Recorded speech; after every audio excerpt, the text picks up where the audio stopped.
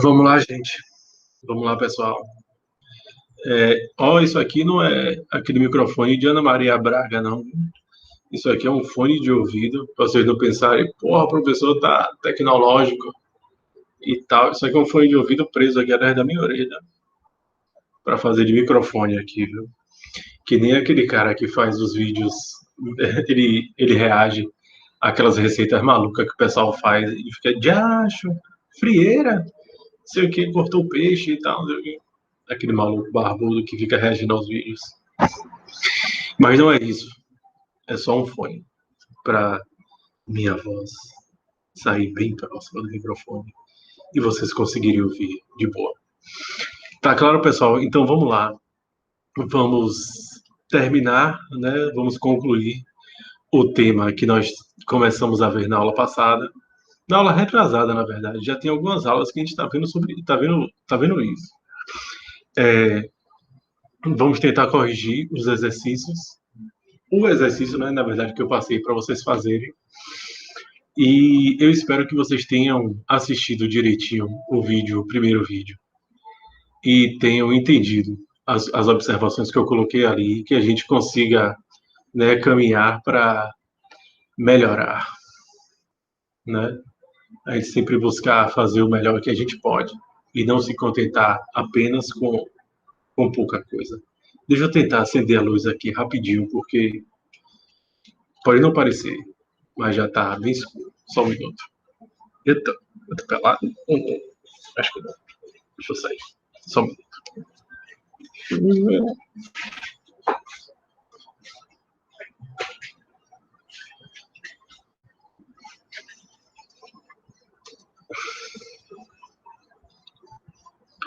Pronto, agora sim, vamos lá. Olha que beleza, que iluminação excelente.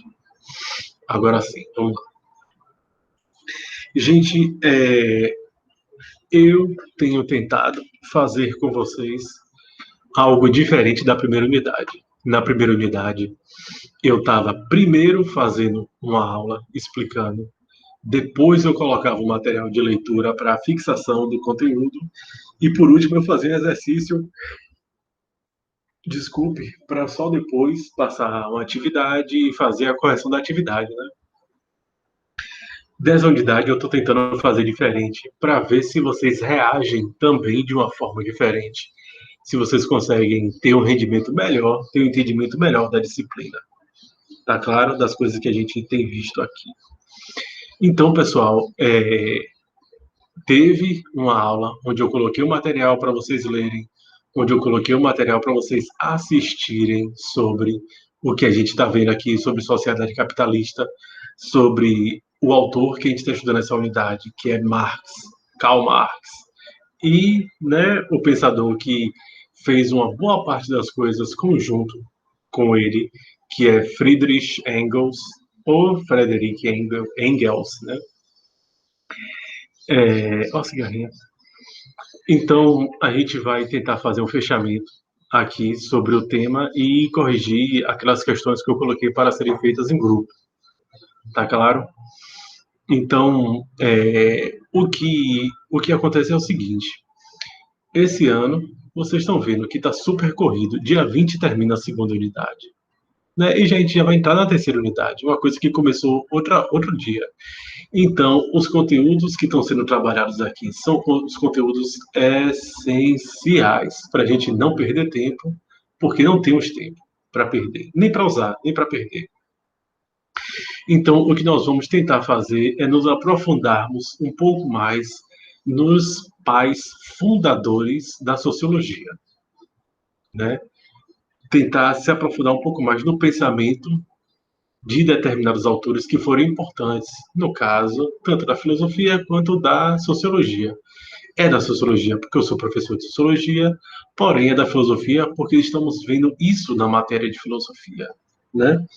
Então não tem nenhum problema aqui com relação ao pensador.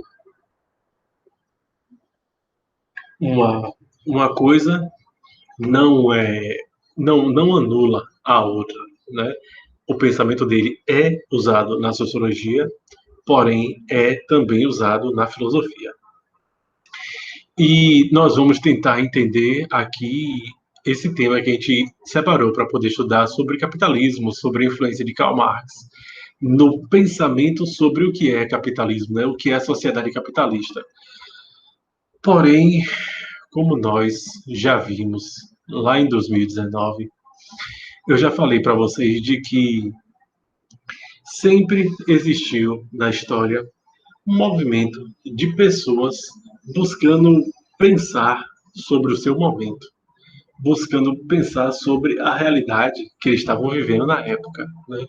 Buscando entender, porra, o que é que está acontecendo aqui? Por que é que as coisas são desse jeito? Será que não poderia ser de outra forma? Não é possível. Então sempre tiveram pensadores, filósofos preocupados com o seu tempo, preocupados com o seu contexto. E o contexto do autor que a gente está vendo hoje é um contexto da Revolução Industrial. Vocês já viram isso comigo? Vocês já viram isso em geografia? Vocês já viram isso em história? Então não tem novidade nenhuma aqui para ninguém. Porém, vou retomar um pouco sobre isso. Revolução Industrial foi o período em que se saiu da manufatura, né, de fazer as coisas de forma manual para as coisas, os bens de consumo serem produzidas em máquinas, serem produzidas por máquinas. Ao invés de ter uma máquina de tear, né, algodão para fazer uma camisa, né, foram desenvolvidas máquinas inicialmente movidas a vapor e logo após movidas à eletricidade, né, máquinas capazes de fazer 100 camisas por hora. Então, existiu um salto de produção de uma pessoa passando um dia para fazer uma camisa para uma máquina que faz 100 camisas por hora. Então, você aumentou a quantidade de produtos produzidos. Você, para aumentar a quantidade de produtos produzidos, é preciso de mais mão de obra, é preciso de mais pessoas trabalhando nas fábricas para produzir essas coisas. Foi inventado o carro, né? Produzidas peças para fazer o carro. Até então, o que existia era a carroça, eram veículos de tração animal, ou seja, né, um animal na frente arrastando a carroça, arrastando o peso que tinha atrás. Vocês conhecem isso muito bem. Então, a Revolução Industrial é revolução. Primeiro, né? Revolução. O que é uma revolução? É uma mudança. Uma revolução é uma transformação. Né? Mas não é uma transformação que acontece, é uma transformação que é feita. Ou seja, né? Pelas mãos do trabalho, pelo trabalho das máquinas, né? É que foi feita uma mudança na sociedade. Mudou o perfil do trabalho, e eu já falei isso para vocês aqui. Nós já discutimos essas questões do trabalho.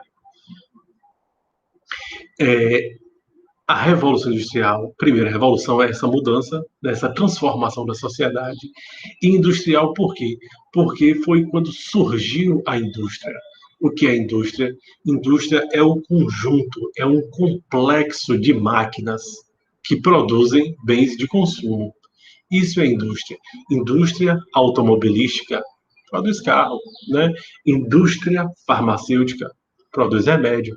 Não é mais uma pessoa ali amassando folha no pilão, misturando com a planta, misturando com o líquido que está decantado há 30 dias e tal. Não é mais isso. São diversas máquinas colocando o medicamento dentro de cápsula, fechando a cápsula e mandando para embalar na cartela para botar na caixa para distribuir. Então, você muda todo o perfil da sociedade quando você muda a produção, a escala da produção das coisas. O que é que o nosso autor está preocupado? Acompanhe aqui. Você tem esse aumento enorme da produção, né, de bens de consumo. Porém, quem lucra com essa produção são os donos das fábricas, são os donos das indústrias, são as pessoas que são donas do maquinário, são as pessoas que são donas dos meios de produção. O que é um meio de produção? É a ferramenta pela qual o produto é feito. Isso é um meio de produção, né? É o meio pelo qual o produto é fabricado. Então, nessa jogada, nessa revolução industrial, nesse novo mundo do trabalho que surge, né, lá no século XVIII e tal, final do século XVII, século XVIII, o que é que acontece? Muda o perfil do trabalho, e eu já falei para vocês, o trabalho é uma das bases da sociedade. Trabalho, economia, religião, política, tudo isso também faz parte da base da sociedade. Porém, o trabalho, né, tem essa relevância porque as pessoas se relacionam com ele para poder tirar o próprio sustento. Ninguém se relaciona com a religião para tirar o sustento. Você não planta nada na religião, você não colhe nada, você não produz nada. Na política, você não planta na política, você não constrói máquina na política, você não constrói uma máquina de ética. É no trabalho que você produz, que o ser humano, né, em geral, produz os meios de sustento para a sua vida, né? Então, muda o trabalho, muda toda a sociedade. Se você está num trabalho que você planta recolhe mandioca, você planta, trabalha na roça com mandioca, ou trabalha fazendo ladrilho, fazendo tijolo, e você de repente muda para trabalhar numa empresa que tem que usar terno e gravata, ou usar, para a mulher, né, usar roupa social, você muda totalmente a característica do trabalho e você muda junto. O comportamento que você tinha antes, você não pode ter mais nesse ambiente. As atividades que você desempenhava antes, você não vai desempenhar mais nesse ambiente, porque é um perfil de trabalho diferente. A Revolução Industrial traz uma mudança muito parecida. Muda-se o perfil do trabalho. Eu já dei esse exemplo diversas vezes. A pessoa que fazia uma bota em uma semana, tira o couro do boi ou o couro do animal, deixa curando, pega aquele couro, estica para colar na borracha, para costurar e tal. A indústria faz 1000 pares em um dia. Então você muda a relação das pessoas com a produção e muda a relação das pessoas com o consumo. E, como eu estava falando, quem lucra com esse novo perfil do trabalho? É o patrão, é o dono da indústria, é o dono das máquinas, é o dono dos meios de produção. E quem leva a pior nessa, como sempre, o trabalhador. Porque o trabalhador não é dono da máquina, o trabalhador não é dono da matéria-prima, o trabalhador não é dono do produto do seu trabalho. Se antes a pessoa que fazia uma bota, né, em uma semana era dona daquilo e vendia, quando a pessoa passa a trabalhar na indústria e ajuda, aí está trabalhando para fazer 1000 botas num dia, nenhuma das botas é dele. Então, isso muda totalmente a relação com o produto do trabalho. E é aqui que o nosso autor entra. Ele começa a perceber que existe uma classe que só se beneficia disso e existe uma classe que só se dá mal por causa disso. A classe que se dá bem são e a classe que só se dá mal são. Então, ele vai perceber que existe um conflito aqui, porque com trabalhadores e sem patrão, as máquinas funcionam e a produção continua, né? É possível a indústria continuar funcionando com os trabalhadores sem patrão, mas só com patrão, né, e sem trabalhador. A indústria vai para onde? Quem é que opera as máquinas? Quem é que extrai da natureza a matéria-prima para poder fazer os produtos? Então, o trabalhador começa a perceber que a função dele é essencial na sociedade. E por que que ele só se dá mal? Por que que ele trabalha tanto para ganhar tão pouco? Na época da Revolução Industrial, crianças trabalhavam, mulheres grávidas davam à luz. Hoje, e amanhã estavam de volta na linha de produção para trabalhar. Não existia licença maternidade. As pessoas trabalhavam 12, 14, 16 horas direto na fábrica. Ia dormir nos lugares péssimos que eles viviam, né? E 6, 7 horas depois estava de volta na fábrica para poder trabalhar. E assim, péssimas condições de trabalho. Então, nessa relação aqui, onde o trabalhador é essencial, por que que ele só se por que que ele só se dá mal? Por que que ele não fica com nada da produção? Por que que ele não participa do lucro? Por que que é só essa galera que leva tudo? Então, o nosso autor, Karl Marx, percebeu esse problema e é uma coisa que eu já falei com vocês. Os autores que a gente estuda em filosofia, eles criaram o raciocínio, eles criaram a ideia, eles tiraram a ideia do nada, sem internet, né, se comunicando através de carta, que levava meses para ir, meses para voltar. Né? Não tinha pessoas para poder discutir. Não é como vocês que abrem a porta, vão ali na casa do vizinho e discutem, fazem o trabalho junto. Não tinham, às vezes eram perseguidos, inclusive, por pensar essas coisas. Então, eram pessoas que estavam fazendo um esforço ali de criar interpretações para a realidade, de inventar argumentos, né? De produzir argumento do nada. E isso é um esforço muito grande. Não é um esforço que você faz com músculos, com braço, porque a pessoa podia ser cotó, né? Podia não ter braço, ser só assim. Mas é um esforço que se faz com a cabeça, entendeu? Que se faz com a mente, com a capacidade que a pessoa tem. E isso é uma coisa para se levar em consideração, né? Porque é um esforço muito grande para você criar uma ideia, criar uma interpretação, né? Cria uma cor que não existe. Aí que eu quero ver. Me diga um sabor que não existe. Crie um sabor que não existe. É difícil criar coisas, gente. Muito difícil. Por isso que a gente estuda os filósofos.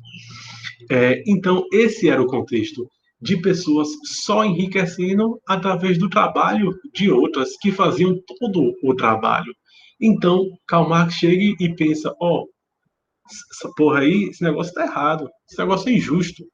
A classe trabalhadora que tudo produz, tudo deveria pertencer a ela. O que o patrão tem é só a máquina, mas bote ele para poder trabalhar na máquina, ele não sabe fazer nada, porque ele é apenas o dono da máquina, ele é apenas o dono da indústria, mas ele não produz nada. Quem produz é o trabalhador. E esse trabalhador está sendo otário. Esse trabalhador está sendo. Ah, tô querendo xingar demais aqui hoje, eu tenho que me segurar. Esse trabalhador está. E eu xingar de novo.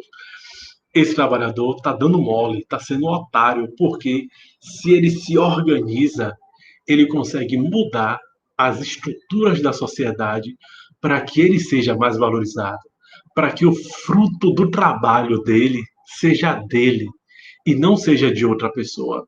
Porque se por um lado o patrão é dono das máquinas, o trabalhador é dono do quê? O trabalhador não tem mais mercadoria para vender. O trabalhador não é dono da máquina, não é dono do terreno, não é dono da fábrica. A única coisa que o trabalhador tem, Brasil Filho, a única coisa que ele tem é a própria força de trabalho, é a própria capacidade de desenvolver o trabalho. Né?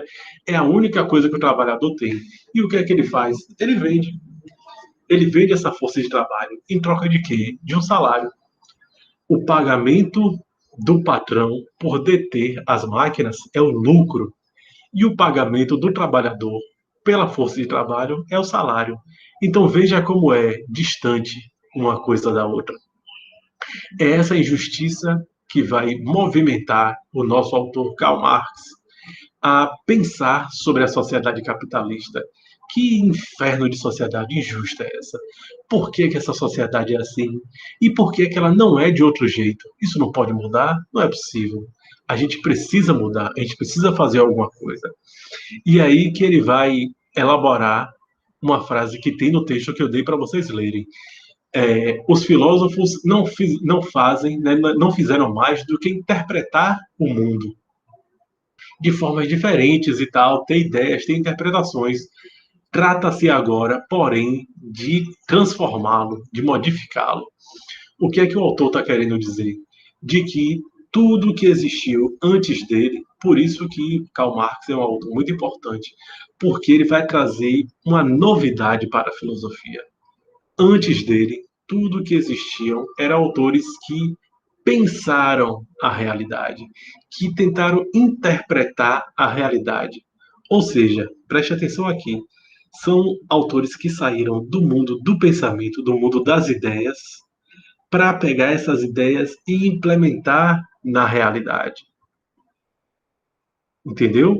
De novo, o que Karl Marx vai dizer é que, aqui é Karl Marx, antes dele, tudo que existiu na filosofia foram pessoas que buscaram interpretar o mundo, que buscaram entender o mundo e buscaram propor como viver bem, o que é certo fazer, o que é o bom, o que é o mal, o que é ética. Essas pessoas pensaram coisas para essas coisas que eles pensaram ir para a prática. A partir de Karl Marx, o que é que ele fala? Né? A partir de mim aqui, tudo isso que já fizeram já chega, não adiantou de nada. O que a gente tem que fazer é transformar e não só ficar tentando interpretar o mundo, tentar interpretar, criar, né, argumentos sobre a realidade. A gente precisa transformar a realidade. Então veja, eu acabei de dizer, antes de Karl Marx, tudo que os autores fizeram é sair do mundo das ideias para a realidade. O que é que Marx está dizendo? A gente tem que sair da realidade para o mundo das ideias, ou seja, transformar a realidade transforma a nossa maneira de enxergar a realidade também. Então veja que são movimentos distintos. Se aqui você modifica as suas ideias, modifica a sua interpretação, para aí sim mudar a realidade, Marx fala, isso aqui não adianta mais. Já tem séculos as pessoas tentando isso e nada mudou. A sociedade continua escrota, as pessoas continuam sendo gananciosas, continuam sendo violentas, continuam sendo vazias. Então nós temos que mudar, nós temos que transformar a realidade primeiro, e a partir dessa transformação é que a gente vai mudar a nossa maneira de ver as coisas. Então veja, né, a contribuição que o autor traz. Ele traz uma postura filosófica totalmente nova, que não existia antes. A postura filosófica que existia antes era do mundo das ideias para o mundo da prática.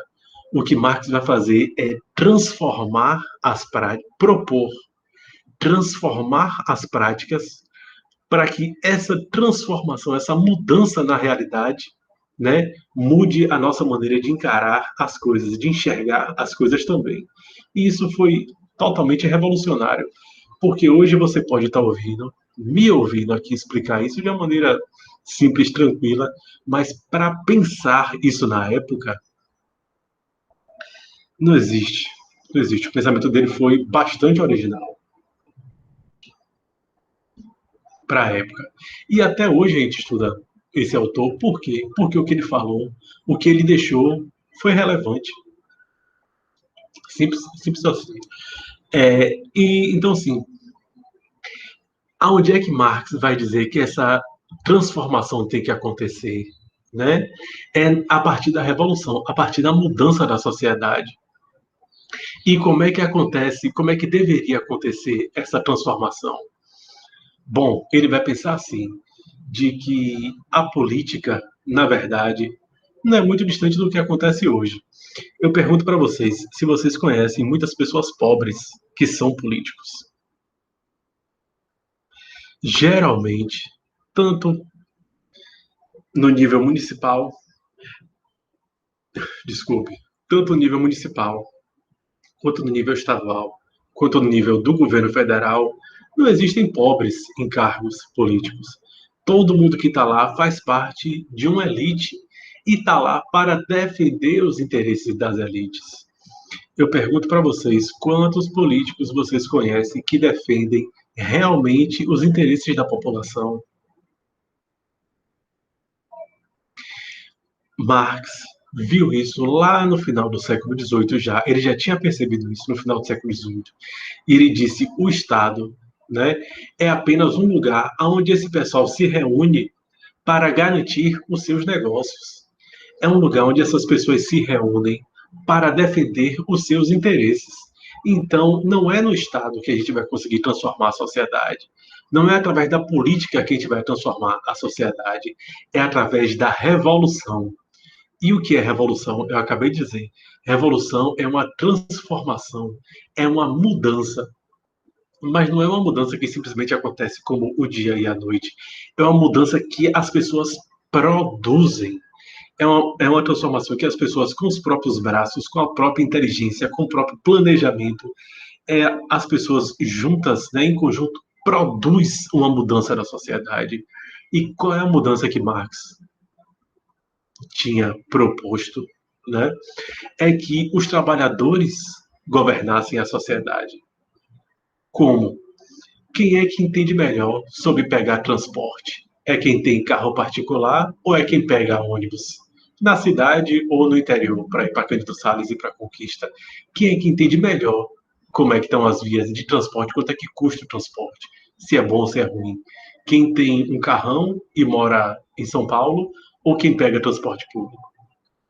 Quem é que entende de fome? Quem é que entende de economia doméstica?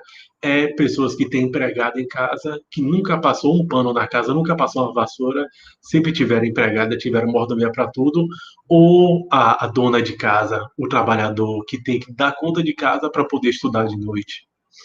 Quem é que sabe quantos postos de saúde deveriam ter no lugar onde a gente mora?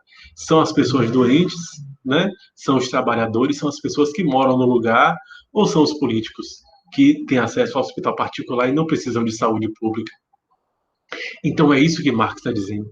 Quem deveria gerir, quem deveria organizar a sociedade é quem entende as necessidades da sociedade. Sociedade essa que é composta, na sua maioria, de trabalhadores. Quem entende necessidade de trabalhador é o trabalhador. E é por isso que ele diz que esse trabalhador é que precisa fazer a revolução na sociedade. São esses trabalhadores que precisam estar no topo da sociedade para governar, porque eles entendem quais são as necessidades. Quais são as necessidades dos trabalhadores. E a maioria da população brasileira é de trabalhador, né? Não é de elite, não é de dondoca, não é de filhinho de papai, não é de ninguém chavoso. Né? A maioria é de trabalhador, é gente que trabalha de sol a sol. Essa é a maioria da população. E é esse conflito que Marx vai perceber. Vocês entendem? Por um lado, existe uma classe que ele vai chamar de burguesia, que é a elite, né? As pessoas que têm tudo. E, por outro lado, né, a classe trabalhadora, que são as pessoas que não têm nada, que trabalham a vida inteira e não conseguem ter uma mordomia no final da vida, que batalham a vida toda e às vezes não conseguem casa própria, que batalham a vida toda e não têm uma vida digna, enquanto essas pessoas aqui têm tudo na mão, não produzem nada e têm acesso a tudo. É essa injustiça que Marx vai denunciar. E é por isso que as pessoas burras, que têm dificuldade de entendimento hoje, não gostam de Marx, porque ele questiona essa relação. E ele diz que quem deveria ter as coisas são os trabalhadores. Por isso que ele é tão odiado. Por isso que as coisas que ele fala são tão rebatidas, são tão discutidas. Porque mexe em quem tem. E quem tem não quer deixar de ter, não quer repartir, não quer abrir mão de nada. Por mais que quem está aqui embaixo esteja morrendo de fome, de desemprego, essas pessoas aqui não querem abrir mão de nada. É por isso que elas são tão contra as coisas que Marx falou, né? Porque o que Marx fala é para beneficiar essa galera daqui, não é para beneficiar eles. E eles têm ódio de tudo que não beneficia eles. Eles acham que eles são melhores, que eles são especiais e que só eles merecem aquele tipo de coisa. E quem está aqui embaixo só merece mesmo trabalhar e morrer de trabalhar. Pense nisso.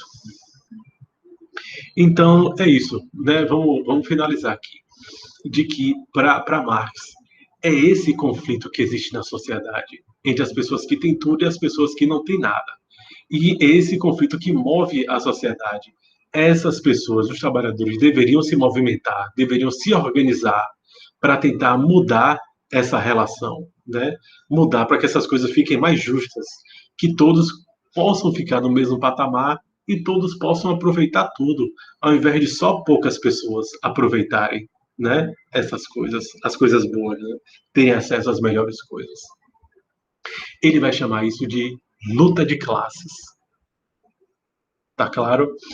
E ele vai falar que a história sempre foi assim, sempre foi a classe dos desprovidos com a classe dos privilegiados, sempre entrando em conflito. Porque quem tem privilégio não quer perder o privilégio, e quem não tem nada sempre quer ter alguma coisinha a mais, porque vive ali no mínimo, vive no limite de desaparecer, de morrer, não é? De fome, morrer de desemprego, morrer por criminalidade, essas coisas. É, sim, é isso. A ideia que é importante a gente reter de Marx aqui é essa, é de que Marx muda a estrutura do pensamento da filosofia, quando ele propõe mudar a realidade e, a partir da mudança da realidade, criar uma sociedade mais justa, mais igualitária, porque essa realidade onde uma pequena parte tem tudo e a grande parte passa a vida toda sem ter nada, não é justa. O que ele propõe é essa luta para que as coisas sejam igualadas e todos tenham acesso a uma vida digna. Tá claro? Em resumo, é isso que a gente precisa ver aqui hoje sobre Marx. E bora para a correção do exercício, que a gente vai continuar falando sobre isso. E respondendo as questões, né? As coisas que a gente tem para fazer. Aí vamos lá. A primeira questão que eu tinha colocado para vocês diz respeito a esse texto também, porque é possível responder essas questões com o texto que eu tinha passado anteriormente sobre sociedade capitalista e Karl Marx e Friedrich Engels, né? Então vamos lá. A primeira questão. Segundo o texto, qual é o principal elemento que diferencia o ser humano dos demais animais? Vocês poderiam ter vindo aqui no texto e logo no começo, na primeira linha, é possível distinguir os homens dos animais por, né, pela, taranã, taranã, taranã. Tá aí escrito. Quem colocou só consciência e religião, eu considerei incompleto. Está certo? Está certo. Ok.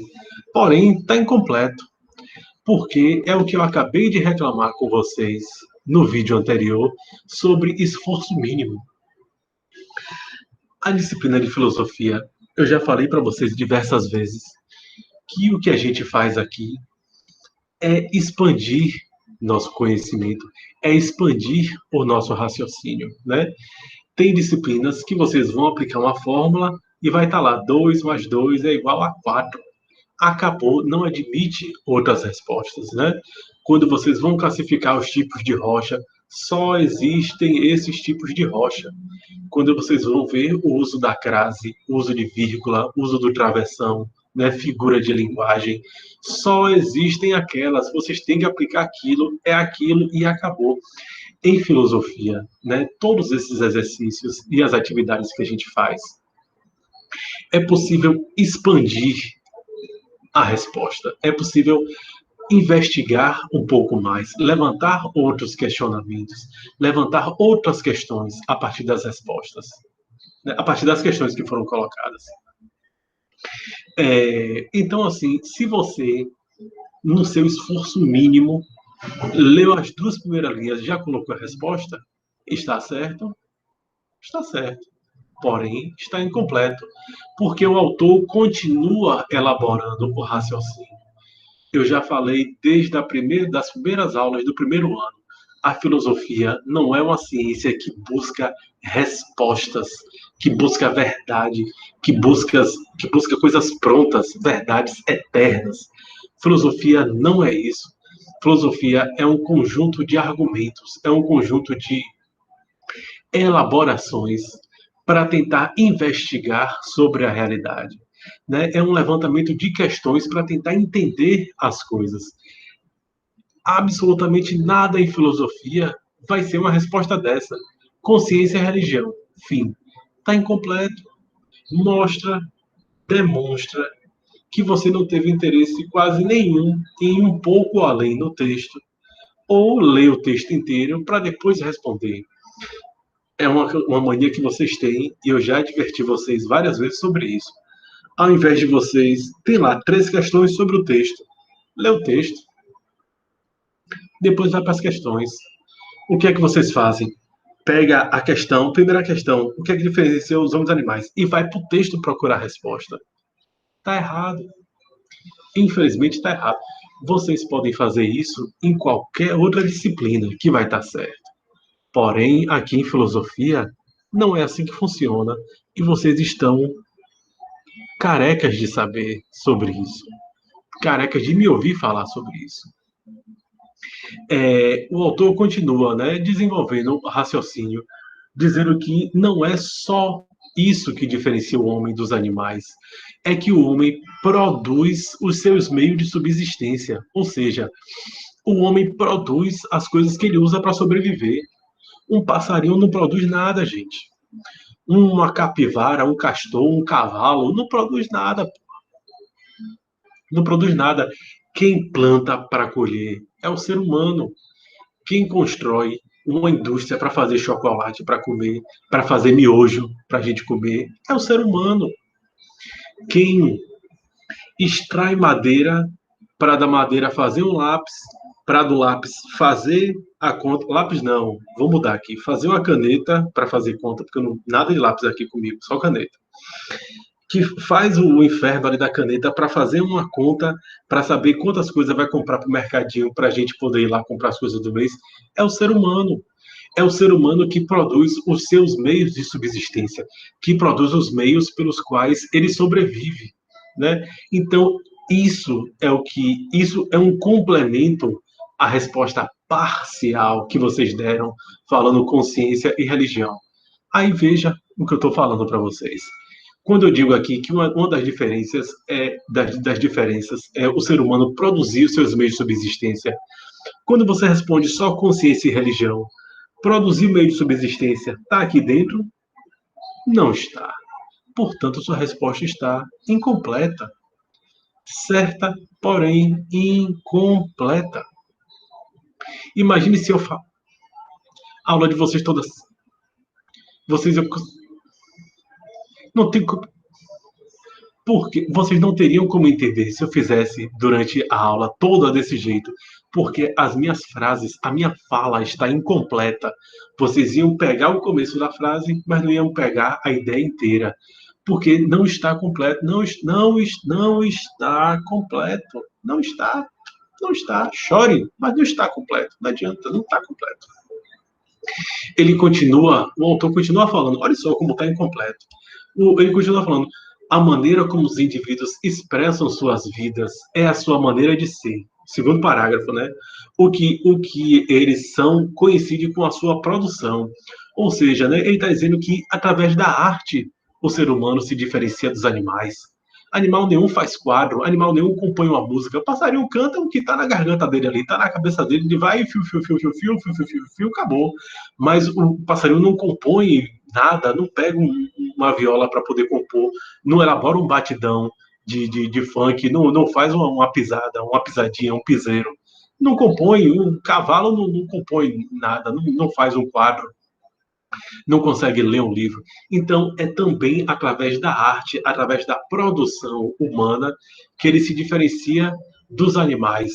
Então, para quem colocou, né, uma boa parte de vocês que colocou só consciência e religião, completo.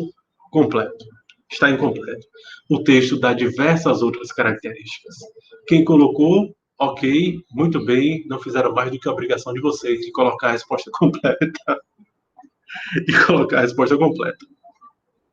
Mas é isso, a primeira questão. Compare com o que vocês responderam e veja se está de acordo com o que eu falei, tá claro? Segunda questão, qual é o método proposto e seguido pela teoria de Marx e Engels?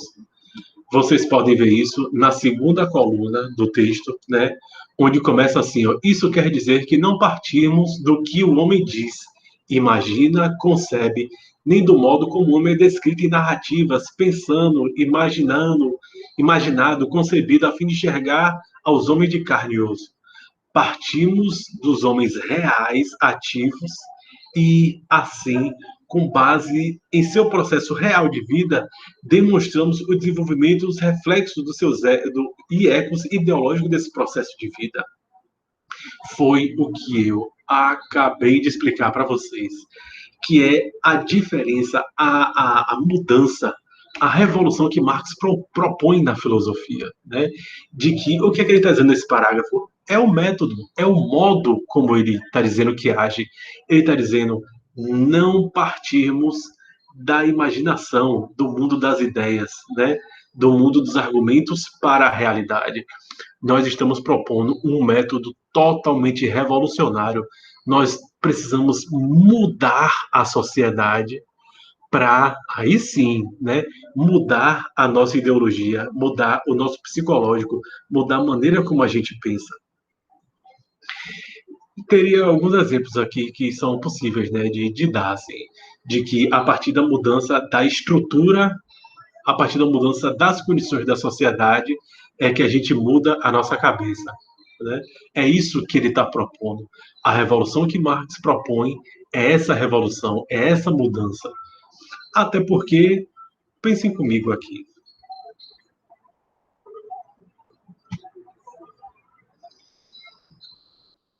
Na história, durante toda a história, quem foram as pessoas que tinham acesso à educação? Quem eram os filósofos?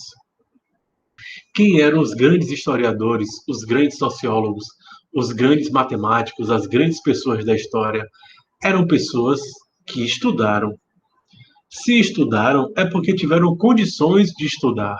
Eu já falei isso com vocês na sala diversas vezes.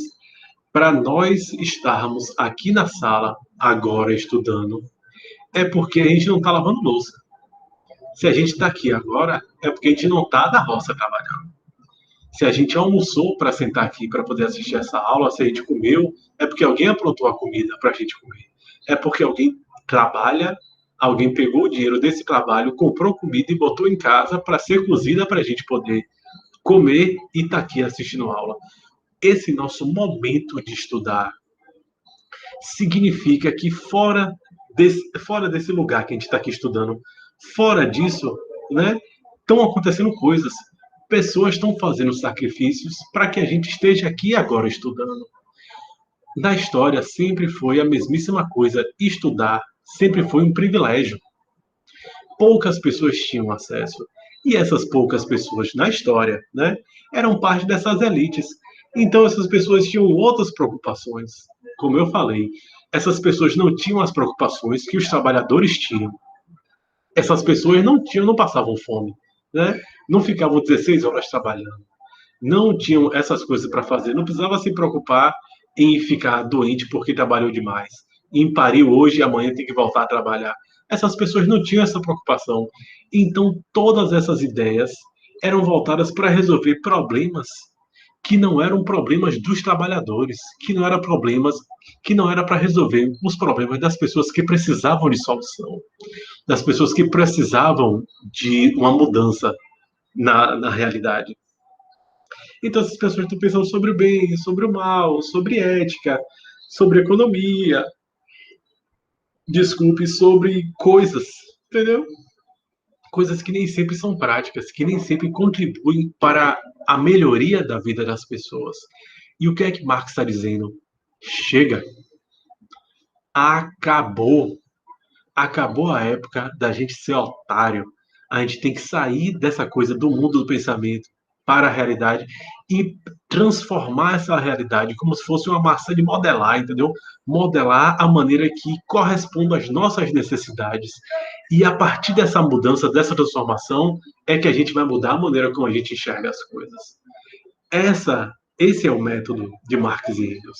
Essa é a mudança que eles propõem. Tá claro? Então veja aí o que foi que vocês colocaram de resposta. Eu já vi aqui porque eu já corrigi as questões de vocês, né? Então, como a gente não está fazendo aqui ao vivo, eu preciso que vocês comparem, e eu estou aqui no privado, né? Vocês vêm e me perguntam, respondi tal coisa, e aí?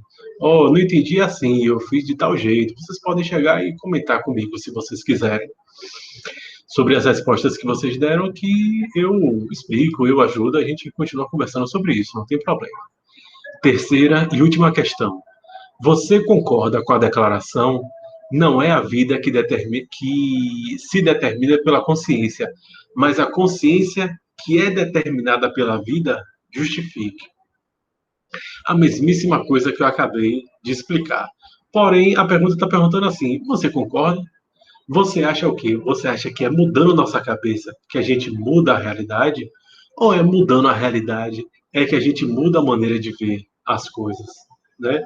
Eu não trabalho, mas depois que eu passo a trabalhar é que algumas coisas mudam para mim, né? Eu não tenho filhos, eu moro com meus pais, mas a partir do momento que eu vou morar só com a pessoa e tenho uma criança, é que eu vou ver o valor que o dinheiro tem, né? Quanto custa as coisas de criança, o que eu tenho que abrir mão para poder fazer pela minha família. Então, existe, né, essa ideia de que mudando a realidade, você muda a sua cabeça. E a questão está perguntando: você concorda? O que é que você acha disso? Vocês, né, colocaram algumas respostas, mas eu acho que na grande maioria das respostas foi satisfatória, assim. Pelo menos uma boa parte de vocês conseguiu entender o tipo de questionamento que estava sendo levantado e o que é que a questão estava buscando de vocês, né? Que tipo de raciocínio? É para vocês dizerem, né, de exemplos, né? Não é só concordo, não concordo, é ou não é, sim, não, mas dê exemplos, né? Por que não é, do pensamento para a realidade, como é que funciona, da realidade para a mudança de pensamento, como é que funciona, dê exemplos. Então, uma boa parte das respostas eu considerei, porque essa era mais aberta de opinião, mas a primeira e a segunda, que era estritamente sobre os textos, sobre o entendimento sobre o autor, né? E assim, no texto tinham elementos que vocês poderiam enriquecer mais as respostas de vocês. Aí a correção foi um pouco mais rígida, né? Mas dessa daí eu fui um pouco mais frouxo para poder corrigir, eu fui um pouco mais solto, assim. Deixei mais aberto para vocês opinarem, para vocês darem a visão de vocês sobre o tema, né? Sobre o autor que a gente estava estudando, os autores. Então, gente, eu acho que por isso por hoje é isso. Por hoje é isso.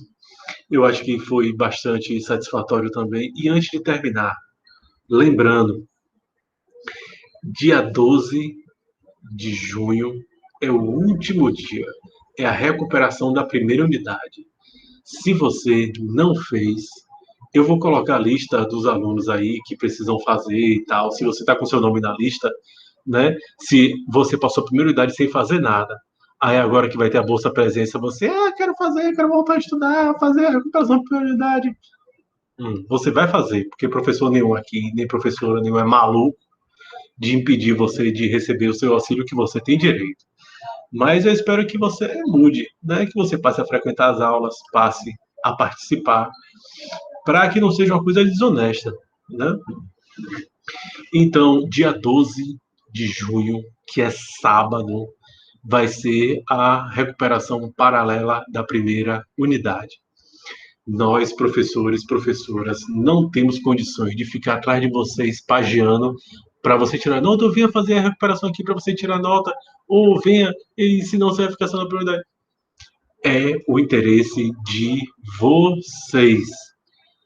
Dia 12, no horário da aula, professor, eu preciso fazer a recuperação da primeira unidade de filosofia, de sociologia, de redação, né? Por favor, dia 12 eu vou passar o material para você fazer sua recuperação e ficar com nota na primeira unidade, para não ficar sem nota. Porque ficar sem nota é ficar sem presença, sem bolsa presença, sem dinheiro. Então, por favor, não vamos esquecer, não vamos deixar para lá no dia 12 de me procurar para poder fazer a recuperação da primeira unidade. Tá claro, pessoal? Eu acho que por hoje é isso aí. Eu acho que foi bastante satisfatório tanto a aula quanto a correção do exercício. Os exercícios também foram bastante satisfatórios e a gente se vê na próxima aula, tá bom? Se cuidem e até. Valeu!